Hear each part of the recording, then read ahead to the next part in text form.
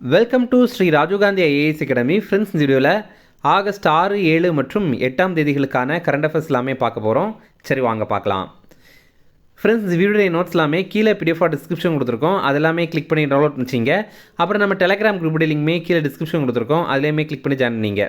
நம்முடைய டெலிகிராம் குரூப்பில் current affairs quizzes நடத்திட்டு வரோம். நீங்களுமே ஜாயின் பண்ணி அட்டெண்ட் பண்ணிக்கலாம். ஓகே, சரி வாங்க பார்க்கலாம். ஃபஸ்ட்டு, தமிழ்நாடு சிறுபான்மையினர் ஆணைய தலைவராக நியமனம் செய்யப்பட்டவர் யார்? Answer Felix Gerald. இப்போ பார்த்தீங்கன்னா தமிழ்நாடு ஸ்டேட் மைனாரிட்டிஸ் கமிஷன் இதோடைய தலைவராக ஃபெலிக்ஸ் ஜெரால்ட் அப்படிங்கிறவரை அப்பாயின்ட் பண்ணியிருக்காங்க. இந்த ஆணையம் 1989ஆம் ஆண்டு உருவாக்கப்பட்டது. அடுத்தது, தமிழ்நாடு அரசு விரைவு பேருந்துகளில் ரூபாய் 10க்கு அறிமுகப்படுத்தப்பட்டுள்ள குடிநீர் பாட்டிலின் பெயர் என்ன? ஆன்சர் பயணி குடிநீர். இப்போ பார்த்தீங்கன்னா எஸ்சிடிசி பேருந்துகளில் பயணம் பண்ணுறவங்களுக்கு 10 ரூபாய்க்கான குடிநீர் பாட்டில் வந்து அறிமுகம் பண்ணியிருக்காங்க. அதோடைய பேர் வந்து பயணி குடிநீர் அப்படின்ற மாதிரி வச்சுருக்காங்க. 2013ஆம் ஆண்டு அம்மா குடிநீர் அப்படிங்கிற திட்டம் தொடங்கியிருந்தாங்க. அதுவுமே இதே மாதிரி 10 ரூபாய்க்கான குடிநீர் பாட்டில் வழங்குகிற திட்டம் தான். அதுக்கப்புறம் அதை இடையில் நிறுத்திட்டாங்க. இப்போ அதை மறுபடியும் பயணி குடிநீர் அப்படிங்கிற பேரில் அரசு தொடங்கியிருக்காங்க. ஃப்ரெண்ட்ஸ், நம்ம ராஜீவ்காந்தி ஐஏஎஸ் அகாடமியில் இந்த ஆண்டு நடைபெற போகிற டிஎன்பிஎஸ்சி குரூப் 1 பிலிம்ஸ் எக்ஸாம் டே டெஸ்ட் சீரிஸ் ஸ்டார்ட் பண்ணியிருக்கோம். ஸ்க்ரீனில் தெரிகிற இந்த நம்பருக்கு நீங்கள் கால் பண்ணி பேசி இதில் ஜாயின் பண்ணிக்கலாம். அல்லது நீங்கள் வாட்ஸ்அப் பண்ணி கூட இதில் ஜாயின் பண்ணிக்கலாம். அதே மாதிரி இந்த ஆண்டு நடைபெற போகிற டிஎன்பிஎஸ்சி குரூப் 2 எக்ஸாமுக்கான பிலிம்ஸ் டெஸ்ட் பேட்சுமே நம்ம இன்ஸ்டியூட்டில் ஸ்டார்ட் பண்ணியிருக்கோம். ரொம்ப குறைந்த கட்டணத்தில் இது நம்ம வழங்குகிறோம். ஸ்க்ரீனில் தெரிகிற நம்பருக்கு நீங்கள் வாட்ஸ்அப் பண்ணி இதில் ஜாயின் பண்ணிக்கலாம். அடுத்தது, எங்கு வெற்றித்தறி விற்பனையகம் தொடங்கப்பட்டது? ஆன்சர் சென்னை. இப்போ பார்த்தீங்கன்னா வெற்றி தமிழகம் திட்டத்துடைய ஒரு பகுதியாக வெற்றி தறி விற்பனையகம் வந்து தொடங்கியிருக்காங்க. வெற்றி தறி விற்பனையகம் இது வந்து சென்னையில் கலைவாணர் அரங்கத்தில் தான் திறந்திருக்காங்க. கோஆப்டெக்ஸ் நிறுவனம் இருக்குல்ல, அதுடைய விற்பனையகம் தான் இது. வெற்றி தறி அப்படிங்கிற பேரில் மின் வணிக தளத்தையும் முதல்வர் விஜய் தொடங்கி வைத்திருக்காரு. இதில் பார்த்திங்கன்னா காஞ்சிபுரம் பட்டு, ஆரணி பட்டு, திருப்புவனம் பட்டு சேலைகள் இதெல்லாம் கிடைக்கும். அப்புறம் வந்து கோவை கோரா பருத்தி சேலைகள் கிடைக்கும். அப்புறம் சேலம் வெண்பட்டு வேட்டிகள் இதெல்லாம் கிடைக்கும். அடுத்தது, கோபர்தான் திட்டம் எப்போது தொடங்கப்பட்டது? ஆன்சர் 2018. கோபர்தான் இது என்ன அப்படின்னா, விவசாய கழிவுகளை பயன்படுத்தி அதிலிருந்து உயிரி எரிவாயு உருவாக்குற திட்டம் தான் இந்த கோபர்தான் திட்டம் அப்படிங்கிறது. கோபர்தானுடைய விரிவாக்கம் galvanising organic bio agri resources தான் அப்படிங்கிறது தான். இதில் பார்த்தீங்கன்னா இப்போ எதனால் இது நியூஸில் வந்திருக்குன்னா, இந்த திட்டத்தை விரிவாக்கம் பண்ணுறதுக்கு மத்திய அமைச்சரவை ஒப்புதல் வழங்கியிருக்காங்க. அதற்காக நிதியம் ஒதுக்கீடு பண்ணியிருக்காங்க. அடுத்தது, நச்சு பொருட்களை கண்டறியும் EI என்ற தொழில்நுட்ப உணரியை உருவாக்கிய கல்வி நிறுவனம் எது? Answer IIT Guwahati. இப்போ பார்த்தீங்கன்னா நம்ம நீர்நிலைகளில் இருக்கிற நச்சு பொருட்களை கண்டுபிடிக்கிறதுக்காக EI அப்படிங்கிற சென்சாரை ஒரு கல்வி நிறுவனம் உருவாக்கியிருக்காங்க. அது IIT குவஹாத்தி. அடுத்தது, நிதி ஆயோக்கின் பள்ளி கல்வி தரக்குறியீட்டில் பெரிய மாநிலங்களின் பிரிவில் முதலிடம் பிடித்த மாநிலம் எது? ஆன்சர் பஞ்சாப். இப்போ பார்த்தீங்கன்னா நிதி ஆயோக் இவங்க பார்த்தீங்கன்னா ஸ்கூல் எஜுகேஷன் குவாலிட்டி இண்டெக்ஸ் அப்படிங்கிற ரிப்போர்ட்டை வெளியிட்டிருக்காங்க. சுருக்கமாக SEQI அப்படின்னு சொல்லலாம். இதில் பெரிய மாநிலங்கள் பிரிவில் முதலிடம் பெற்ற மாநிலம் எதுனா பஞ்சாப். அதுவே யூனியன் பிரதேச பிரிவில் முதலிடம் பெற்ற மாநிலம் யூனியன் பிரதேசம் எது அப்படின்னா அது சண்டிகர். அடுத்தது, காமன்வெல்த் விருது பெற்ற மெட்ரோ ரயில் நிறுவனம் எது? Answer Chennai metro. இப்போ பார்த்தீங்கன்னா சென்னை மெட்ரோவுக்கு காமன்வெல்த் விருது கொடுத்துருக்காங்க. எதற்காக அப்படின்னா அங்கே வந்து ரொம்ப தூய்மையாக அதை பராமரிக்கிறாங்க. அதே மாதிரி சுற்றுச்சூழலுக்கு ரொம்ப பாதுகாப்பாக அவங்க செயல்படுறாங்க. அப்புறம் நகர்ப்புற மேம்பாட்டில் சிறப்பாக செயல்படுறாங்க. அப்படிங்கிறனால இந்த சென்னை மெட்ரோவுக்கு காமன்வெல்த் விருது வழங்கியிருக்காங்க. காமன்வெல்த் சுற்றுச்சூழல் மற்றும் பெருநிறுவன சமூக பொறுப்பு விருதுகள் இப்போ வந்து ஸ்காட்லாந்து நாட்டுடைய கிளாஸ்கோ நகரில் வழங்கிட்டு இருந்தாங்க. அதில் இந்த நம்ம சென்னை மெட்ரோவுக்கும் வழங்கியிருக்காங்க. அடுத்தது, செயற்கை பன்னீருக்கு தடை விதித்த நாட்டின் 2வது மாநிலம் எது? ஆன்சர் மகாராஷ்டிரா. இப்போ பார்த்தீங்கன்னா செயற்கையாக உருவாக்கப்படுற பன்னீர், பொதுவாக பன்னீர் வந்து பால் வைத்து பண்ணுவாங்க. ஆனால் பால் வைத்து பண்ணாமல் செயற்கையாக உருவாக்குற பன்னீருக்கு வந்து முதல் முறையாக சத்தீஸ்கரில் தடை விதிச்சிருந்தாங்க. இப்போ மகாராஷ்டிராலையும் தடை வச்சுருக்காங்க. ஏன்னா அதில் கொஞ்சம் ஆரோக்கியத்துக்கு கேடு விளைவிக்கிற சில பொருட்கள்லாம் இருக்குது. அது ஒழுங்காக அவங்க பண்ணுறதில்ல அப்படின்ற மாதிரி அதற்கு தடை வச்சுருக்காங்க. 1 ஆண்டுக்கு தடை வச்சுருக்காங்க. அடுத்தது, இயற்கை பேரிடர்களின் பட்டியலில் தற்போது புதிதாக சேர்க்கப்பட்டவை எது? ஆன்சர் ஏ மற்றும் பி. சரி,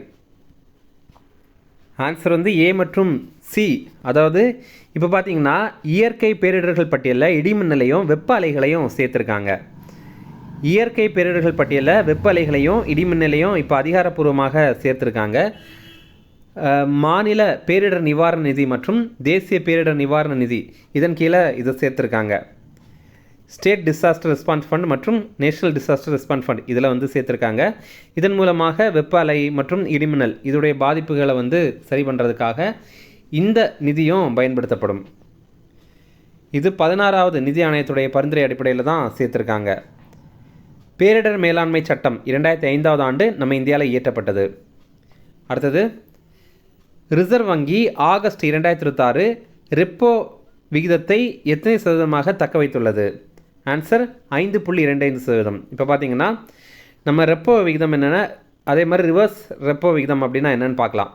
முதல்ல நம்ம இந்தியாவுடைய சென்ட்ரல் பேங்க், அதாவது ஆர்பிஐ, இவங்க பார்த்திங்கன்னா பிற வணிக வங்கிகளுக்கு வந்து கடன் வழங்குவாங்க. அப்படி அவங்க கடன் கொடுப்பாங்கல்ல, இதுதான் வந்து ரெப்போ ரேட். அப்படி அவங்க கடன் கொடுப்பாங்கல்ல, அந்த கடனுக்கான வட்டி எவ்வளவா இருக்கும் அப்படிங்கிறத இவங்க தான் முடிவு பண்ணுவாங்க. அதுதான் ரெப்போ ரேட். அதே மாதிரி பிற வணிக நிறுவனங்கள் இருக்காங்க, அதாவது பிற வணிக வங்கிகள் இருக்காங்க. எக்ஸாம்பிள் வந்து Indian bank, Indian Overseas bank, Canara bank, இந்த மாதிரிப்பட்ட வணிக வங்கிகள் இருக்காங்க. அவங்களும் ஆர்பிஐக்கு வந்து கடன் கொடுப்பாங்க. அந்த மாதிரி அவங்க கடன் கொடுப்பாங்கல்ல, அந்த டைமில் எவ்வளோ வட்டிக்கு கடன் கொடுக்குறாங்க அப்படிங்கிறது தான் ரிவர்ஸ் ரெப்போ ரேட். இதில் என்னென்னா, இந்த ரெப்போ ரேட்டை ஃபிக்ஸ் பண்ணுறதும் ஆர்பிஐ தான், அதே மாதிரி ரிவர்ஸ் ரெப்போ ரேட்டை ஃபிக்ஸ் பண்ணுறதும் ஆர்பிஐ தான். இந்த மாதிரி ஆர்பிஐ அடிக்கடி கூட்டம் கூடி இப்போ இருக்கிற ரெப்போ ரேட்டே இருக்கட்டுமா, அல்லது நம்ம அதை மாற்றணுமா, அதே மாதிரி இப்போ இருக்கிற ரிவர்ஸ் ரெப்போ ரேட்டே இருக்கட்டுமா, இல்லை அதை நம்ம மாற்றணுமா அப்படிங்கிறத டிஸ்கஸ் பண்ணுவாங்க. இப்போ பார்த்திங்கன்னா இந்த கூட்டம் கூடி எதுவுமே மாற்ற வேண்டாம், அப்படியே ரெப்போ ரேட் வந்து 5.25% இருக்கட்டும் அப்படின்னு முடிவு பண்ணியிருக்காங்க. அதே மாதிரி இப்போ ரிவர்ஸ் ரெப்போ ரேட் வந்து 3.35% இருக்குது, அதுவுமே அப்படியே இருக்கட்டும் அப்படின்ற மாதிரி தெரிவித்திருக்காங்க. இப்போ ஆர்பிஐடைய ஆளுநராக இருக்கிறவர் சஞ்சய் மல்ஹோத்ரா. அடுத்தது, 13வது பிரிக்ஸ் கல்வி அமைச்சர்கள் கூட்டம் எங்கு நடைபெற்றது? ஆன்சர் புவனேஸ்வரம். இப்போ பார்த்தீங்கன்னா ஒடிசாவுடைய தலைநகரான புவனேஸ்வரத்தில் பிரிக்ஸ் கல்வி அமைச்சர்கள் கூட்டம் வந்து நடைபெற்றிருக்கு. அடுத்தது, 10வது பிரிக்ஸ் தொழில்துறை அமைச்சர்கள் கூட்டம் எங்கு நடைபெற்றது? ஆன்சர் ஜெய்ப்பூர். இப்போ பார்த்தீங்கன்னா ராஜஸ்தானுடைய ஜெய்ப்பூர் நகரில் தான் இது நடைபெற்றிருக்கு. அடுத்தது, இந்தியாவின் முதல் உயரமான பகுதி வனவிலங்கு சரணாலய சுற்றுலா எங்கு தொடங்கப்பட உள்ளது? ஆன்சர் லடாக். இப்போ பார்த்தீங்கன்னா நம்ம இந்தியாவில் ஹை ஆல்டிடியூட், ரொம்ப உயரமான இடத்துல வனவிலங்கு சரணாலய சுற்றுலா வந்து தொடங்க போகிறாங்க. அது லடாக்கில் தான் தொடங்க போகிறாங்க. இது ஹேன்லே மற்றும் சாங்தாங் வனவிலங்கு சரணாலய பகுதியில் செயல்படுத்த போகிறாங்க. அடுத்தது, வெளிநாடுகளுக்கு சென்ற குற்றவாளிகளை கண்டறிந்து இந்தியாவுக்கு கொண்டு வர தொடங்கப்பட்ட திட்டத்தின் பெயர் என்ன?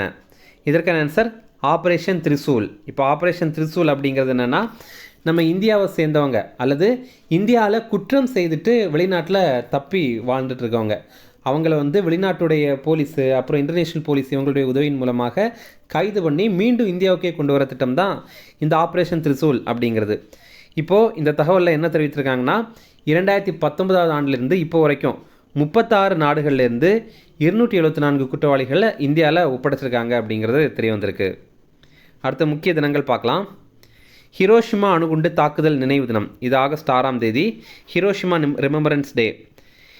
1945ஆவது ஆண்டு ஆகஸ்ட் 6ஆம் தேதி காலையில் 8:15 மணி அப்போ லிட்டில் பாய் அப்படிங்கிற அணுகுண்டை அமெரிக்கா ஹிரோஷிமா மேலே வீசிச்சு. இந்த ஹிரோஷிமா அப்படிங்கிறது ஜப்பான் நாட்டில் இருக்கிற இடம் தான். இதில் 1.40 லட்சம் மக்கள் வந்து மரணமடைந்தாங்க. அடுத்ததாக தேசிய கைத்தறி தினம், இது ஆகஸ்ட் 7ஆம் தேதி, நேஷனல் ஹேண்ட்லூம் டே. 2015ஆவது ஆண்டிலேருந்து இதை கொண்டாடிட்டு இருக்கோம். இது எதனால் நம்ம ஆகஸ்ட் 7ஆம் தேதி கடைபிடிக்கிறோம் அப்படின்னா, சுதேசி இயக்கம் அது தொடங்கப்பட்ட தினம் இந்த தினம் தான். 1905ஆவது ஆண்டு ஆகஸ்ட் 7ஆம் தேதி இந்த சுதேசி தினம் வந்து தொடங்கப்பட்டது. சுதேசி இயக்கம் வந்து தொடங்கப்பட்டது. அடுத்தது தேசிய ஈட்டி எறிதல் தினம், இது வந்து ஆகஸ்ட் 7ஆம் தேதி, நேஷனல் ஜாவலின் த்ரோ டே. இதனால் ஆகஸ்ட் 7ஆம் தேதி கடைபிடிக்கிறோம் அப்படின்னா, ஆகஸ்ட் 7ஆம் தேதி 2021ஆவது ஆண்டு டோக்கியோ ஒலிம்பிக் போட்டியில் ஈட்டி எறிதலில் இந்தியாவுடைய முதல் தங்கம் நமக்கு கிடைத்தது. அதை பெற்றுக் கொடுத்தவர் நீரஜ் சோப்ரா அப்படிங்கிற நம்ம இந்திய ஈட்டியெறிதல் வீரர். அடுத்தது வெள்ளையனே வெளியேறு தினம். இது வந்து ஆகஸ்ட் 8ஆம் தேதி, குவிட் இந்தியா மூமெண்ட் டே. வெள்ளையனே வெளியேறு இயக்கம் இது 1942 ஆண்டு ஆகஸ்ட் 8ஆம் தேதி தொடங்கியிருந்தாங்க. அதனால தான் நம்ம இப்போ அதை வெள்ளையனே வெளியேறு தினம் அப்படின்னு கடைபிடிக்கிறோம். இது அனைத்து இந்திய காங்கிரஸ் கமிட்டி சந்திப்பு பம்பாயில் தான் இதற்கான தீர்மானம் கொண்டு வரப்பட்டது. இந்த வெள்ளையனே வெளியேறு இயக்கத்தில் தான் மகாத்மா காந்தி செய் அல்லது செத்துமடி அப்படிங்கிற ஒரு ஸ்லோகனை வழங்கியிருப்பார். இது ரொம்ப ரொம்ப பிரபலமானது, ரொம்ப ரொம்ப முக்கியமாக எக்ஸாமில் கேட்டிருக்காங்க. செய் அல்லது செத்துமடி அப்படிங்கிறது யாருடைய முழக்கம் அப்படின்ற மாதிரி கேட்டிருக்காங்க. ஆன்சர் வந்து மகாத்மா காந்தி. அதே மாதிரி இது எந்த இயக்கம் தொடர்பானது அப்படின்னா வெள்ளையனே வெளியேறு இயக்கம், குவிட் இந்தியா மூமெண்ட் அப்படிங்கிறது தான் ஆன்சர். ஓகே, இனி ரிவிஷன் பார்க்கலாம். தமிழ்நாடு சிறுபான்மையினர் ஆணைய தலைவராக நியமனம் செய்யப்பட்டவர் யார்? Answer Felix Gerald. அடுத்தது தமிழ்நாடு அரசு விரைவு பேருந்துகளில் ரூபாய் 10க்கு அறிமுகப்படுத்தப்பட்டுள்ள குடிநீர் பாட்டிலின் பெயர் என்ன? ஆன்சர் பயணி குடிநீர்.